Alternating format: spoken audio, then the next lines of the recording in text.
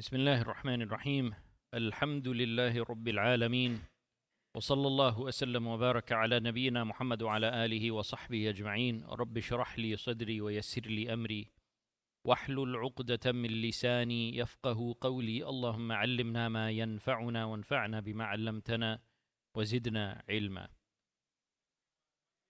Last week we spoke of the events that took place in the Ottoman Empire in the year 1909. We spoke about how the Committee of Union and Progress, which was a faction of the Young Turks, we spoke about how they were able to overthrow Sultan Abdul Hamid II in the year 1909. So Sultan Abdul Hamid, he was the Sultan of the Ottoman Empire from the year 1876 up to the year 1909, where he was overthrown by this Committee of Union and Progress, which was a faction of a group that was known as the Young Turks. So in the year 1909, immediately after the Committee of Union and Progress took power, they issued a number of decrees. One of these decrees was that they allowed the Jews to establish the city of Tel Aviv, north of Jaffa. They also allowed the Jews to start purchasing land in Palestine. And they allowed Jews to come to the land of Palestine, to migrate there and to settle there. So these were things that Sultan Abdul Hamid, during his reign, did not allow the Jews to do. He did not allow Jews to migrate to Palestine and settle there. He did not allow them to establish cities there. He did not allow them to purchase land there. Right? So he stood in the way of these Zionist objectives. But as soon as he was removed from power, the Committee of Union and Progress, they allowed these things for the Jews. So this began a new era in the history of the Holy Land. So after Sultan Abdul Hamid was deposed, this Committee of Union and Progress, who was running the Ottoman Empire, they instituted a number of new rules and new laws. Now, there was still an official Ottoman Sultan at that time, Sultan Muhammad Rashad, right? He was still officially the Sultan of the Ottoman Empire. But he was just a figurehead with no real power. So he was the Sultan of the Ottoman Empire, but really, he did not have the ability to make any decisions.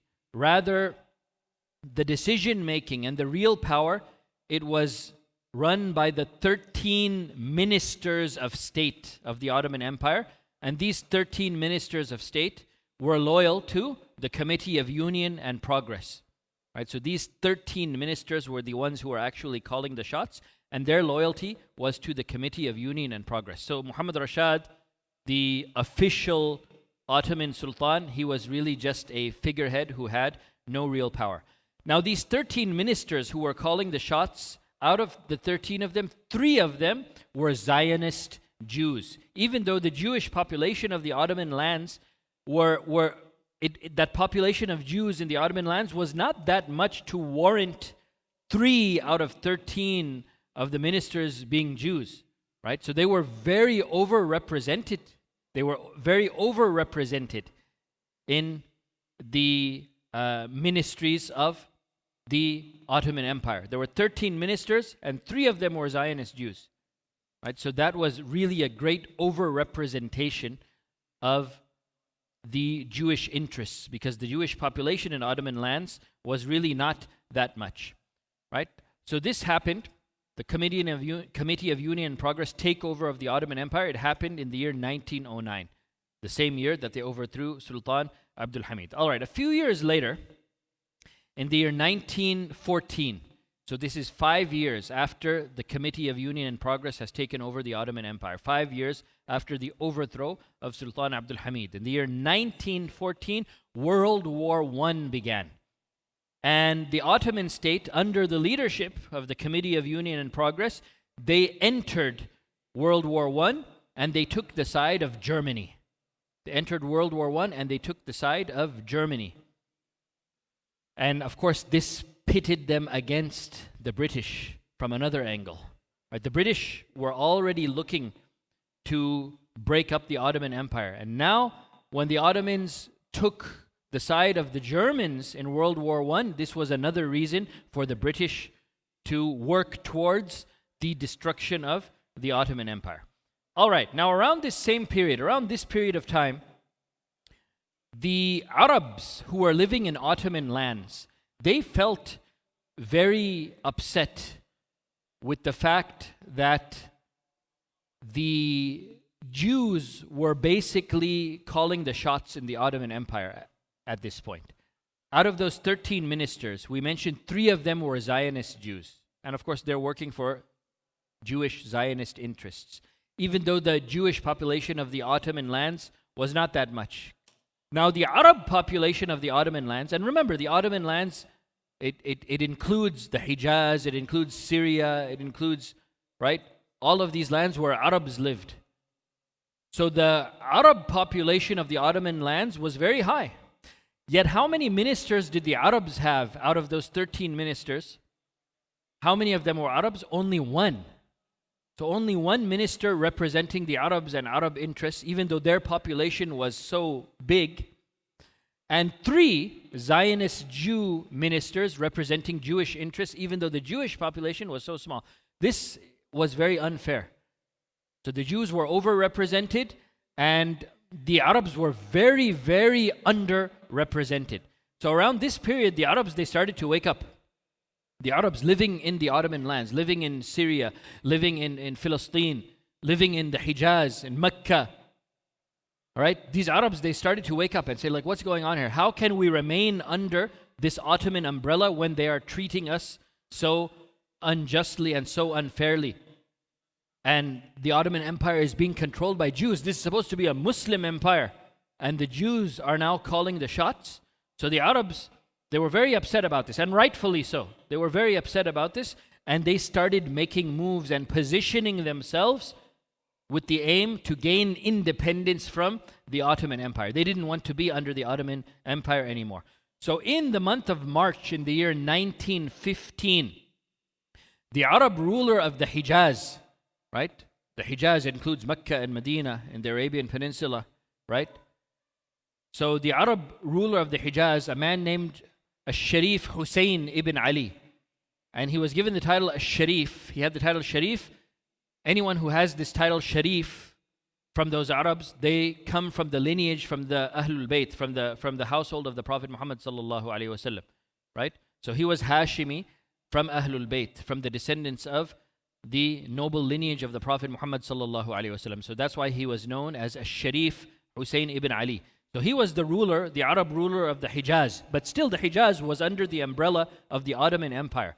So even though he was the ruler of the Hijaz, he was not completely independent because the Ottomans still had control of the Hijaz. So Sharif Hussein ibn Ali in the year 1915, seeing what was going on with the Ottomans and seeing that the Arabs were being oppressed by the Ottoman Empire at this point in time, Sharif Hussein ibn Ali sent his son, Faisal ibn Hussein. He sent him to Damascus. He said, you go to Damascus and see, what can be done about this situation. So the son of Sharif Hussein ibn Ali, Faisal, he goes to Damascus. And there was a group in Damascus that was known as Jam'iyyah al-Arabiyya al-Fatah. And that basically translates to the Young Arab Society. So there were some Arabs who made this organization, the Young Arab Society. They were based in Syria.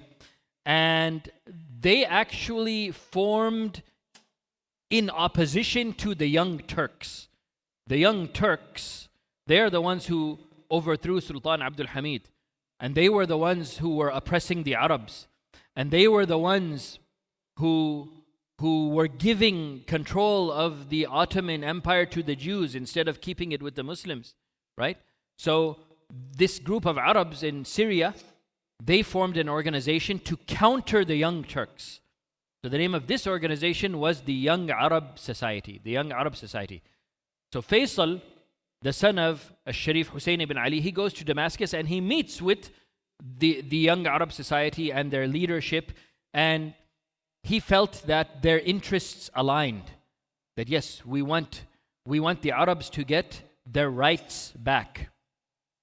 So Faisal, the son of Sharif Hussein ibn Ali, and this young Arab society, they started collaborating with each other.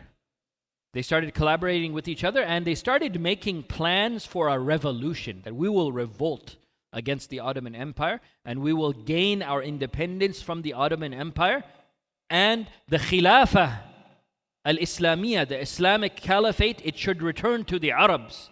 The Arabs are the ones who should rule the Islamic world, and the Khilafah should go back to the family of the Prophet Muhammad sallallahu alaihi wasallam. So this was their plan, right? They wanted to make a big Arab revolt against the Ottomans and re-establish the Khilafah under Arab rule. So Faisal, the son of Hussein ibn Ali, he was able to actually meet a number of the Arab leaders in Sham. Many of those Arab leaders, they were tribal leaders, right? In Sham. He was able to meet many of them, and he explained to them their objectives, that this is what we want to do. We want to revolt against the Ottomans. Do we have your support? He needed the support of the Arabs, right? So many of these Arab leaders of Sham, they said, yes, we are behind you. We will support you. If your father, who is the ruler of Hijaz, your father is a powerful man, Sharif Hussein ibn Ali, if he officially launches an Arab revolution against the Ottomans, we will stand behind him. So they gave their word that they would give their support, right?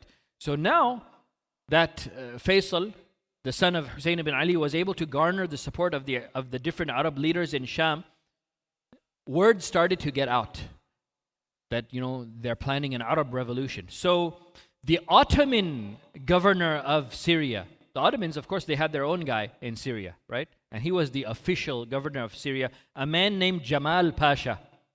Jamal Pasha, he was the Ottoman governor of Syria. He came to know of the plans that the Arabs were making for this revolt. So he ordered for the arrest of many of the Arab leaders in Syria. Many of the Arab leaders in Syria, Jamal Pasha ordered for them to be arrested.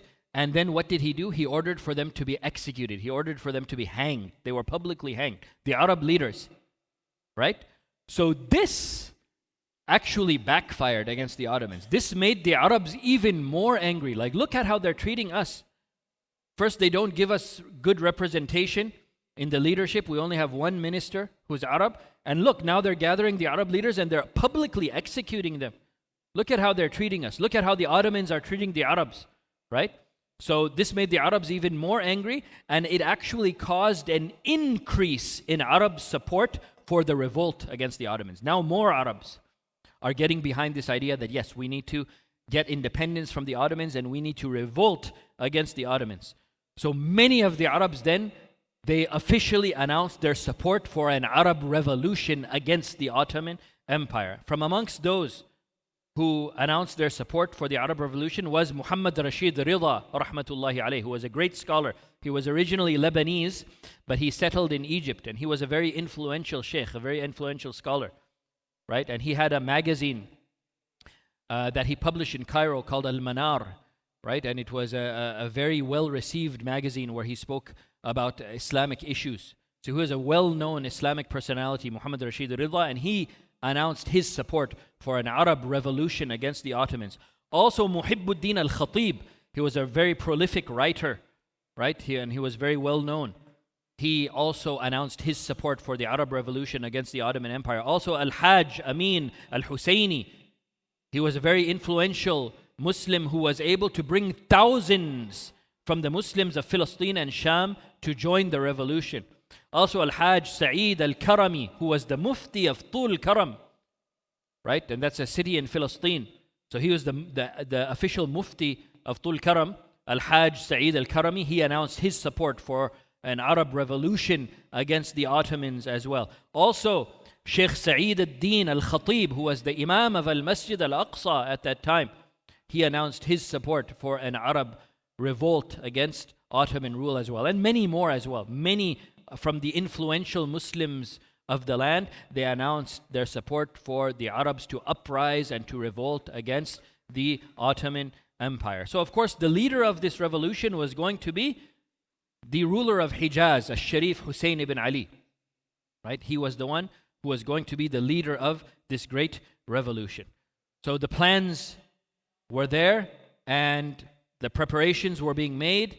The Arabs were organizing themselves to revolt against the Ottoman Empire under the leadership of the ruler of Hijaz, Al-Sharif Hussein ibn Ali.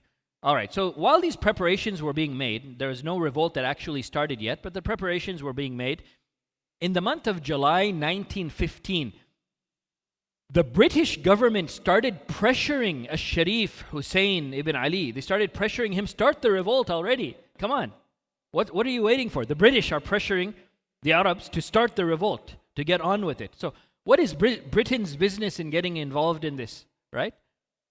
This was something between the Arabs and the Ottomans, but the British, they decided to get involved in it, and they wanted to support the Arabs. They said, we will support you. We will send you supplies. We will send you manpower. We will help you if you fight against the Ottomans, right? So what was the British business in this?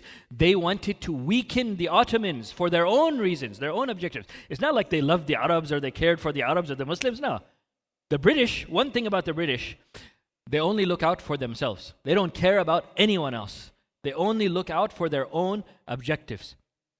So they saw in this situation that, look, we are against the Ottomans. The Arabs are also against the Ottomans. We can use the Arabs to fulfill our objectives. You know, we can basically shoot our gun from the back of the Arabs, right? This is basically what they wanted to do. So they were pressuring Al-Sharif Hussein ibn Ali to begin the revolt. And they said, we British, we will support you in your revolt against the Ottomans. So they promised Al-Sharif Hussein ibn Ali, the British promised him. They said that if you fight against the Ottomans, we will support you and we will support an independent Arab state for you, and you will be the king of that state. They said to Al-Sharif Hussein ibn Ali, we will support an independent Arab state, and you will be the ruler of that state. But you need to get going with this. You need to start this revolution against the Ottomans. And these British promises to Al-Sharif Hussein ibn Ali, these British promises to the Arabs that we will allow you to establish your own state, these promises were handled by the British High Commissioner in Egypt, a man named Henry McMahon.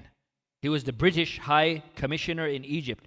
So he is the one who promised Sharif Hussein ibn Ali that, look, if the Arabs help us, if the Arabs help the British with our objective of toppling the Ottomans, then the British, in exchange for that, we will support an independent state for the Arabs, and this state will be ruled by you, Sharif Hussein ibn Ali. So Henry McMahon, he corresponded with Sharif Hussein ibn Ali, and he made him these promises. Now Sharif Hussein ibn Ali, he said, okay, but I'm not going to move my military forward with this revolt until you, the British, you must outline to me specifically what will be the borders of my kingdom. You said that you're going to support an independent Arab state that I will rule. Okay, I need to know. I need to know the markings of that land. I need to know the borders of that land. What is the land that will be under my control? So the British, they tried to stall in specifying the borders. They didn't want to specify the borders. They said, we'll give you your own state, but they didn't want to specify the borders. But Al-Sharif Hussein ibn Ali, he remained firm. He said, I will not start the revolt. I will not start the revolt until this is clarified. I need to know the demarcation of the land that I will rule. So finally, the British, they gave in and they said, okay, we will specify the map that we have in mind, and we'll specify the lands that will be under your control. So what did the British promise Al-Sharif Hussein ibn Ali? What did they promise? That this will be your own Arab state. And what will not be included in the Arab state? They also made that clear as well. What will be included and what will not be included. As for what would not be included, they said South Yemen and the Emirates of the Gulf, the states along the Gulf, those would be under British control. And also the southern part of Iraq, it would also be under British control. And also Western Sham, which includes Lebanon, modern-day Lebanon, they said that would also be under British control, right? So they specified these are the parts that the British will take, and the other parts of the Arab lands, you can have it. So Sharif Hussein ibn Ali did not completely agree with these lines. He did not want Western Sham to be under British control. He wanted that only for the Arabs. You know, what is modern day Lebanon? He said this should only be for the Arabs. So he had some disagreements with the British regarding their idea for the borders of the Arab state. So he started negotiating with the British that we need to change these borders a little bit. So the British, they replied to Sharif Hussein ibn Ali. They said to him, okay, we can negotiate, no problem, but time is of the essence here. If we just spend all of our time negotiating, then you will lose that window of opportunity to start the revolt against the Ottomans. You need to take action quickly. But these matters of negotiating the borders of the land, this takes time and this needs long discussions. So just announce the Arab revolt now. Start the revolt now, and don't worry. We will negotiate the maps and the borders later. But you need to start the revolt now. This is what they told Sharif Hussein ibn Ali. Now, at the same time that they were making these negotiations and these deals and promises with the Arabs, at the same time that the British was making all of these promises to Sharif Hussein ibn Ali, they were also secretly making plans with France. They were secretly on the table making plans with France about how to divide the Arab lands. After the Arabs fight with the Ottomans and they gain independence of the Arab lands from the Ottomans, then France and Britain, they were secretly negotiating how they would divide those lands amongst themselves. Forget about the Arabs. They had this secret plan that they were not really wanting to give anything to the Arabs. They were planning on taking these lands for themselves. But at the same time, they were promising the Arabs that they will give them this and they will give them that, right? So they were trying to play both sides. And this is something that the British colonialists were very well known for. They used to play these type of tricks and games all the time. So they were promising the Arabs one thing, and at the same time, they were making secret plans with France on how to divide the Arab lands amongst themselves.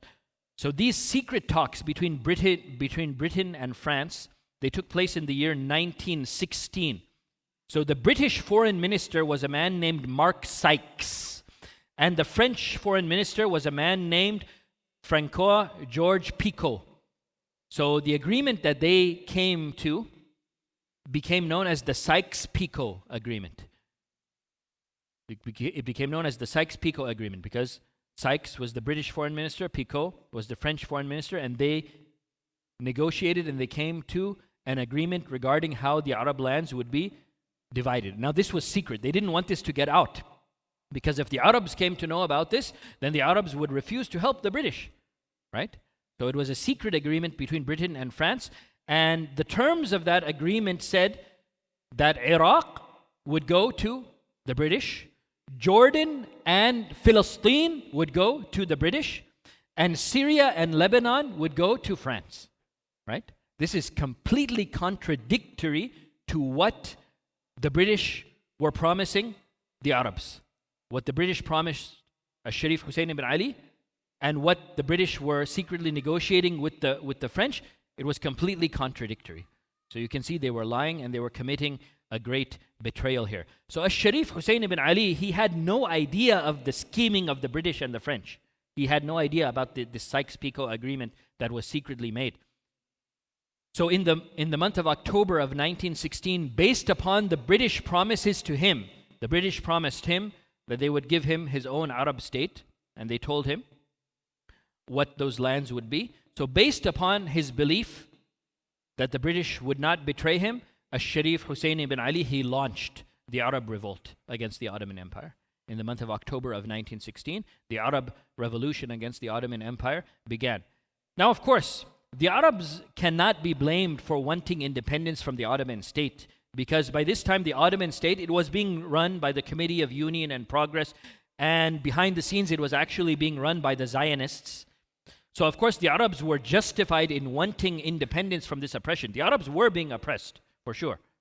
right? So they wanted independence from this oppression. So they can't be blamed for that. But the mistake that they did make was that they should not have trusted the British and the promises of the British. The British, they were people of betrayal, right? They would betray people again and again and again for their own interest. They were known for that. So the mistake that the Arabs made here, the mistake that Sharif Hussein ibn Ali made, was trusting the British and believing their promises. So anyways, the Arab Revolution began. The Arabs, they started fighting against the Ottoman Empire. And after the revolution began, news of the secret Sykes-Picot agreement, it leaked. It leaked. And it was published in many of the newspapers. But this is after the Arab Revolution already began.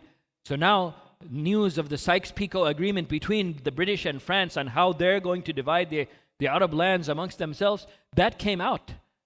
So now, Al-Hussein ibn Ali, he was very upset. Like, look, the British promised me this, and now this is coming out that they're making these secret deals with France. So the Arabs were very upset, and they considered this a great betrayal. So they confronted the British about this. What is this? You promised us that we would have our own state, and now you're secretly making deals with France on how to divide our lands? So the British, they tried to pacify Sharif Hussein ibn Ali. They tried to pacify him, and they tried to tell him, no, don't worry. These are just rumors. These are lies. This is all fake news, right? They tried to tell Sharif Hussein ibn Ali that don't believe what you're hearing. There is no agreement that we have with France. That this thing is all false. They lied, and they tried to pacify him in such a way.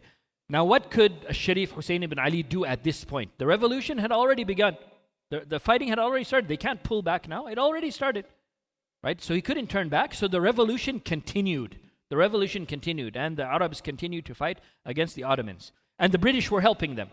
The British were helping them because they had their own interests to destroy the Ottoman Empire as well. All right, in the year 1917, a British military officer by the name of T.E. Lawrence, who is better known as Lawrence of Arabia. I'm sure you've heard this name before. So he was a British army officer, right? And he participated in these Arab revolts against the Ottoman Empire. So in the year 1917, Lawrence of Arabia gathered a number of the Arab tribes, the unorganized Arab tribes. There are many Arab tribes, in Syria and in Palestine that were not really organized, right? So he was able to gather these tribes, and with the help of these tribes, he was able to take over the city of Aqaba from the Ottomans. And this is a very important city, the city of Aqaba in modern-day Jordan, right? It's a very important city, a port city that connects Egypt with Jordan and Palestine, right? And it was, up to that point, it was under Ottoman control. But Lawrence of Arabia, with these Arab tribes, he was able to take over the city of Aqaba. And that opens the pathway from Egypt into Palestine, right? That opens the pathway from Egypt into Palestine. So after they conquered Aqaba, Lawrence of Arabia, he traveled to Cairo to inform the British general, and he was a man named General Allenby, right? So Lawrence of Arabia informs General Allenby that Aqaba has been captured. And this now eases the path from Egypt into Palestine. So the British, they were very surprised. They didn't expect to be able to take over Aqaba so easily. So they were very happy, and they were surprised that Aqaba had been captured. And they knew that now this will facilitate us entering Palestine and Sham. This will make it easy for us to enter Palestine and Sham. Now, of course, by this time, the trust between the Arabs and the British had been eroded. Even though they were working together, the British were helping the Arabs to fight against the Ottomans. But the trust between both parties, it had eroded because of the leaking of the news of the Sykes-Picot agreement, right? So both sides now, they wanted to quickly claim Palestine. The Arabs wanted to take Palestine. And the British, they also wanted to take Palestine. Both sides wanted to be the first ones to establish themselves as the takers of Palestine from the Ottomans. Now, while all this was happening, the British, they were also in secret negotiations with the World Zionist Organization. Look at this, playing all sides. playing the Arabs, playing the French, playing the Zionists. They're playing all sides, the British, right? So while all of this was going on, the British were also in secret negotiations with the World Zionist Organization to come to an agreement with them about the Jews establishing a homeland in Palestine, actually giving land and establishing a state for the Jews in Palestine. The British were in secret negotiations with the World Zionist Organization to help them to establish this. So they're promising the Arabs one thing, they're making a deal with the French, demarking the lands in one way, and they're also having conversations with the World Zionist Organization about giving them a state and establishing a state for them in Palestine. Look at the British. Look at what type of people of betrayal they have been throughout the course of history. Right? Playing all sides and just looking out for their own interests. They were playing all sides at the same time. Right? The level of deception and treachery of these people, it's something that really boggles the mind. But this was the way of the British. So they were secretly having conversations with the World Zionist Organization about establishing a homeland for the Jews in the land of Palestine. And inshallah, we'll speak more about that next week, bi'idhnillah. جزاكم الله خيرا وبارك الله فيكم والله أعلم وصلى الله وسلم وبارك على نبينا محمد وعلى آله وصحبه أجمعين.